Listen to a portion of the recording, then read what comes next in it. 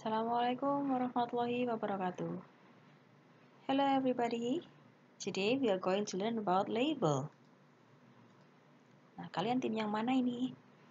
Tim yang kalau beli barang dibaca dulu keterangannya atau tim yang hanya lihat harga kemudian langsung deh bayar di kasir? Oke. Nah, kali ini ada beberapa hal yang harus kalian kuasai. Jadi yang pertama, understanding social function of label, memahami fungsi sosial dari label, kemudian identifying parts of label, mengidentifikasi bagian-bagian dari label, kemudian identifying language features of label, mengidentifikasi unsur kebahasan apa saja pada label, dan yang terakhir adalah understanding contextual meaning of label, memahami makna kontekstual dari sebuah label. Label itu apaan sih? Okay, so label is information on the package of a product containing detailed information of the product. Informasi yang ada pada kemasan produk yang berisi informasi detail tentang produk tersebut. Ada label makanan, label minuman, label obat, dan label kosmetik. Tentunya mereka ada beberapa perbedaan. Oke, fungsi sosial. Apa sih fungsi dari label itu? Jadi label itu give detailed information about certain product, memberikan informasi detail tentang suatu produk.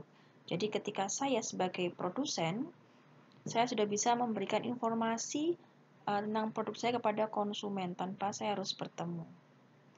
And then, why is reading label important for us? Mengapa membaca label itu penting? So the first one is to choose healthy and safe product. Yang pertama untuk memilih produk yang sehat dan aman. Misalkan kalian lagi diet nih, kemudian mau cari bahan-bahan, mau cari makanan yang gulanya rendah. Dari mana kita bisa tahu? Ketika ada dua produk yang sama dengan merek berbeda, nah kita bisa lihat atau baca di labelnya, mana yang memiliki kandungan gula lebih rendah. Okay? And the second one is to avoid harmful effect, menghindari efek yang berbahaya. Contohnya ketika kalian membeli obat, kemudian obat untuk adik ya, kemudian di situ ada dua obat sirup yang sama, yang satu khusus untuk dewasa, yang satu untuk anak-anak. Nah, kita tidak akan tahu jika kita tidak membaca labelnya. Jadi hati-hati. Kemudian yang terakhir adalah to get the best result, untuk mendapatkan hasil yang terbaik. Misalkan kalian beli obat, kemudian di situ dosisnya sebetulnya adalah minum obatnya 3 kali sehari. Nah, kalian tidak baca dosisnya, kemudian kalian hanya minumnya 1 hari sekali. Nah, kemungkinan nggak sembuh-sembuh ya. Ya, jadi seperti itu. To get the best result. Oke, informasi apa saja yang ada dalam sebuah label? Yang pertama adalah brand atau merek. Kedua name, namanya. Misalnya nih, brandnya ada Indomie, ada mie sedap dan sebagainya. Name-nya ada keterangannya mie instan. Oke. Description berarti ada deskripsi tentang produk tersebut. Kemudian konten atau amount itu adalah jumlahnya atau takarannya. Konten ini misalnya kalau dia padat ya berarti ada gramnya. Kalau amount dia misalkan dia bentuknya cair atau liquid berarti ukurannya dalam bentuk mililiter. Next ada ingredients atau composition, yaitu bahan-bahan pembuatnya. Uses, kegunaannya untuk apa. Dosage and direction to use, dosis dan petunjuk penggunaan. Kemudian warning, yaitu peringatan. Direction to store, petunjuk penyimpanan. Expiration date, tanggal kedaluarsa. Dan manufacturer, yaitu produsen atau siapa yang membuatnya. Nah, dari 11 informasi ini tidak semuanya ada lengkap pada satu produk. Ada yang hanya 5, ada yang 9 mungkin dan sebagainya. Kemudian informasi ini pun juga berbeda antara label makanan, dan label minuman. Ya. Nah, nanti tugas kalian untuk mengidentifikasi mana yang ada pada keduanya, makanan minuman, mana yang hanya ada di makanan, mana yang hanya ada, obat dan makanan, mana yang hanya ada di obat, dan mana yang hanya ada di makanan.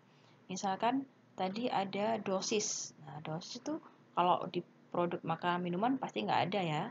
Ya, adanya di obat. Oke, next. Ada apa saja language features-nya? Ada kosakata terkait produk tertentu, ada mungkin paracetamol, dan lain sebagainya. Kemudian kata benda dan jumlah atau ukuran, seperti yang saya sebutkan tadi. Ada yang pakai gram, ada yang pakai teaspoon, sendok, 1 sendok teh, ada yang pakai mililiter. Kemudian ada kalimat perintah di situ.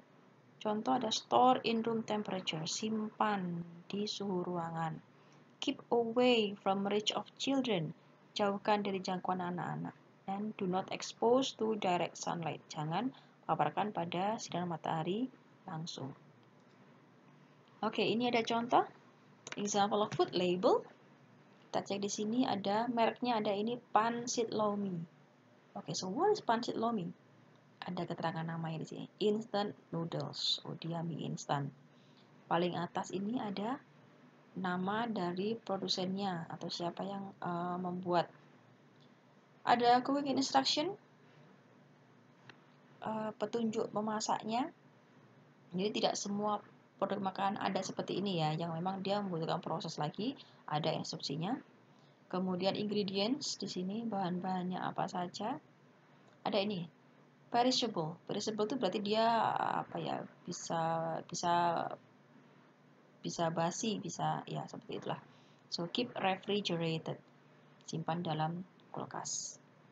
Kemudian di sini ada nutrition facts-nya jika kita ingin tahu kandungan lebih banyak dari produk tersebut. Kemudian ini ada net weight, berarti beratnya ada di sini 14 ounce. Ada dibuat di USA. Nah, yang tidak ada ini apa? Ya, yang tidak ada adalah expiry date. Biasanya tulisannya EXP.